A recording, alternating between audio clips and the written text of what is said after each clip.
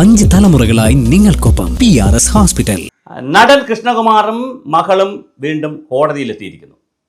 ഇപ്പോൾ കോടതിയിലെത്തിയിരിക്കുന്നത് മുൻകൂർ ജാമ്യം തേടിക്കൊണ്ടാണ്. തിരുവനന്തപുരം പ്രിൻസിപ്പൽ സെഷൻസ് കോടതിയിലാണ് അപേക്ഷ സമർപ്പിച്ചിരിക്കുന്നത്. എന്തിനാണ് ഇങ്ങനെ ഒരു അപേക്ഷ കൊടുക്കേണ്ട ഒരു ഗതികേടിലേക്ക് കൃഷ്ണകുമാർ എത്തുന്നത്? പണാപകരണം നടത്തിയ വിഭാഗത്തിലുള്ള ആളുകളെ, പെൺകുട്ടികളെ തട്ടിക്കൊണ്ടുപോയി ഭീഷണിപ്പെടുത്തി കൊല്ലുമെന്ന് പറഞ്ഞു, ജാതി പറഞ്ഞ് അധിക്ഷേപിച്ചു. അങ്ങനെ 10-23 വർഷം ജയിലിൽ കിടക്കാൻ കഴിയുന്ന 9ഓളം കേസുകൾ കൃഷ്ണകുമാറിൻ്റെ പുറത്തും ഫാമിലിയുടെ പുറത്തും 6 അംഗങ്ങളുടെ 4 മക്കളും 1 ഭാര്യയും കൃഷ്ണകുമാറും, അങ്ങനെ 6 പേരുടെ പുറത്ത് മ്യൂസിയം പോലീസ് ചാർജ് ചെയ്തിട്ടുണ്ട്. അവിടെ ഇവരുടെ കൃഷ്ണകുമാറിൻ്റെ സ്ഥാപനത്തിൽ നിന്ന് പെൺകുട്ടികൾ 3 പേർ കൊടുത്ത കൗണ്ടർ കേസിലാണ് ഇപ്പോൾ കൃഷ്ണകുമാർ പ്രതിയായിരിക്കുന്നത്.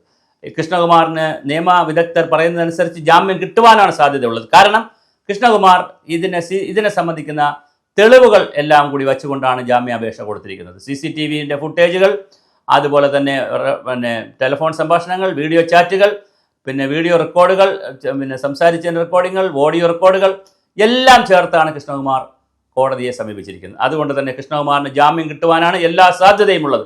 ഇനി ജാമ്യം കിട്ടിയില്ല എന്നുണ്ടെങ്കിൽ തീർച്ചയായും കൃഷ്ണകുമാർ ജയിലിൽ പോകാനുള്ള സാധ്യതയാണ് കാണുന്നത്. പിന്നെ ഹൈക്കോടതി, സുപ്രീം കോടതി, ഇങ്ങനെ കുറേ വ്യവസ്ഥകളുണ്ട്. അതിനിടയിൽ ഇങ്ങനെ ഹയർ കോടതികളിലേക്ക് പോകുന്നതിനിടയിൽ വേണമെങ്കിൽ കൃഷ്ണകുമാറിനെ ഒരു ദിവസത്തേക്കെങ്കിലും അറസ്റ്റ് ചെയ്യുവാൻ കഴിയും.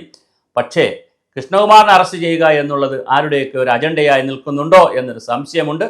അതിന് രാഷ്ട്രീയ മാനമുണ്ടോ? കാരണം കൃഷ്ണകുമാർ BJP സ്ഥാനാർത്ഥിയായി തിരുവനന്തപുരം സെൻട്രലിലും, അതുപോലെ പഴയ ഈസ്റ്റ് പ്രദേശം വരുന്ന തിരുവനന്തപുരം സെൻട്രലിലും, കൊല്ലത്ത് പാർലമെൻറ്റൽ സീറ്റിലും മത്സരിച്ചിരുന്നു.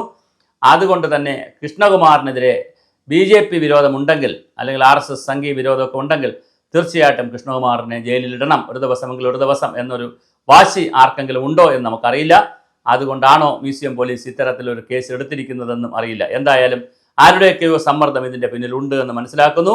തീർച്ചയായും കൃഷ്ണകുമാറിന് ജാമ്യം ലഭിക്കാതിരിക്കുവാനുള്ള എല്ലാ തന്ത്രങ്ങളും അടവുകളും ചിലപ്പോൾ ഔദ്യോഗിക പക്ഷത്തു നിന്നുണ്ടായേക്കാം. എന്നാലും കൃഷ്ണകുമാർ ജാമ്യം ലഭിക്കും എന്നുള്ള രീതിയിലാണ് കാര്യങ്ങൾ മുന്നോട്ട് നീങ്ങുന്നത്. കൃഷ്ണകുമാറിൻ്റെ ജാമ്യാപേക്ഷ തിരുവനന്തപുരം പ്രിൻസിപ്പൽ സെഷൻ കോടതി പരിഗണിക്കുന്നുണ്ട്. അത് പരിഗണിക്കുമ്പോൾ വിശദമായ വാദം കേൾക്കാനുള്ള സാധ്യതയില്ല. പ്രാഥമിക വാദം കേട്ടുകൊണ്ട് തന്നെ, കാര്യങ്ങൾ കണക്കിലെടുത്തുകൊണ്ട് തന്നെ ജാമ്യം അനുവദിക്കാനാണ് സാധ്യത.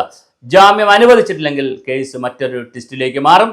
തീർച്ചയായിട്ടും വളരെ സമാധാനപരമായി ജീവിക്കുന്ന, മറ്റ് അഴിമതികളും സ്വജനപക്ഷപാതവും കുഴപ്പങ്ങളും ഒന്നുമില്ലാതെ വെട്ടിപ്പും അഴിമതിയും ഒന്നും നടത്താത്ത ഒരു ഫാമിലി, 4 പെൺമക്കളും ഒരച്ഛനും അമ്മയും കൂടെയൊക്കെ വളരെ സമാധാനപരമായി കഴിയുന്ന വളരെ മാന്യനായ ഒരു സിനിമാ നടനും കുടുംബവും അവർ രാഷ്ട്രീയത്തിൽ ഇറങ്ങി എന്നതിൻ്റെ പേരിലും, അല്ലെങ്കിൽ മറ്റ് പൊതുവിഷയങ്ങളിൽ അഭിപ്രായം പറയുന്നു എന്നതിൻ്റെ പേരിലുമൊക്കെ പീഡിപ്പിക്കപ്പെടുന്നത്, ക്രൂശിക്കപ്പെടുന്നത്, വാദിയായിപ്പോയി അവസാനം പ്രതിയായി മാറുന്നത് ഏറെ വേദനാജനകമായ ബുദ്ധിമുട്ടുള്ള കാര്യമാണ്. പക്ഷേ നമ്മുടെ ജനാധിപത്യ സംവിധാനത്തിൽ, നമ്മുടെ പോലീസ് വ്യവസ്ഥയിൽ എന്തും സംഭവിക്കാം, എപ്പോൾ വേണോ എന്ത് വേണോ സംഭവിക്കാവുന്ന രീതിയിലാണ് കാര്യങ്ങൾ മറിയുന്നത്.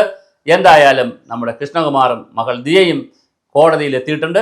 ജാമ്യം കിട്ടുമോ എന്നുള്ള വിഷയം നമുക്ക് കാത്തിരുന്ന് കാണേണ്ടതാണ്. ജാമ്യം കിട്ടുമെന്ന് തന്നെയാണ് ഇപ്പോഴത്തെ നിയമവിദഗ്ധരുടെ അഭിപ്രായമായി പുറത്ത് വന്നിരിക്കുന്നത്. ജാമ്യം കിട്ടുമെന്ന് തന്നെ നമുക്ക് പ്രതീക്ഷിക്കാം.